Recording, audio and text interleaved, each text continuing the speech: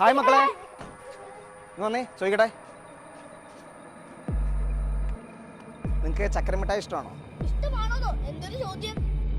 ആണോ? വേണോ നിങ്ങൾക്ക് ചക്കര മിഠായി? കാശില്ല, ആ കാശൊന്നും പ്രശ്നമല്ല, അത് നിങ്ങൾ പിന്നെ തന്നാൽ മതി. നിങ്ങൾ ഇപ്പം ഇതൊരുന്ന് കഴിച്ചു നോക്കേ. എന്താ മോൻ്റെ പേര്? അപ്പു അല്ലേ? പേടിക്കൊന്നും വേണ്ട, ധൈര്യമായിട്ട് കഴിച്ചു. ആ കഴിച്ചോട്ടോ.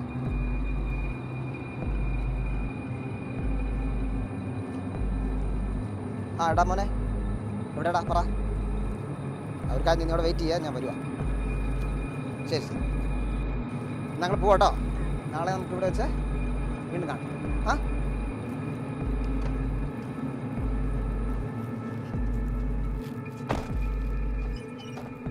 പോകട്ടെ.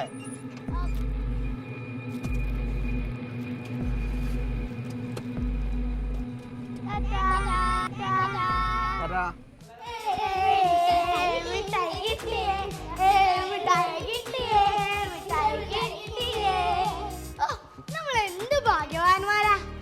മിഠായിയുടെ കാര്യം പറഞ്ഞപ്പോ തന്നെ മിഠായി കിട്ടിയല്ലോ.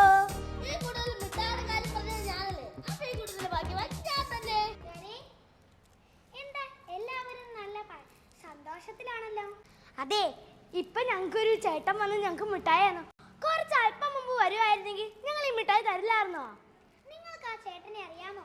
പരിചയമില്ല, പക്ഷെ ആ ചേട്ടൻ നല്ല ആളായതുകൊണ്ടാണല്ലോ ഞങ്ങൾക്ക് മിഠായി തന്നത്. അയാൾ നിങ്ങൾക്ക് തന്ന മിഠായിൽ ലഹരി അടങ്ങിയതാണെങ്കിലോ അപരിചിതരുടെ കയ്യിൽ നിന്നും ഒരു സാധനങ്ങളും നമ്മൾ വാങ്ങരുത്.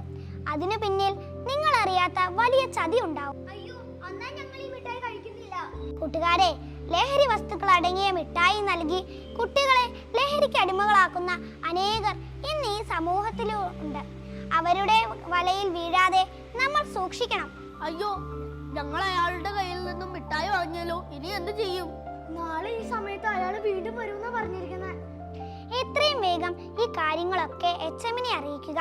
നാളെ അയാൾ വീണ്ടും വരുമ്പോൾ അയാളെ പോലീസിൽ ഏൽപ്പിക്കാനുള്ള കാര്യങ്ങൾ HM നോക്കിക്കൊള്ളും.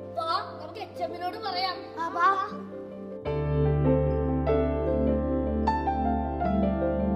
അഭിലാഷങ്ങൾക്ക് അടിപ്പെടരുത്.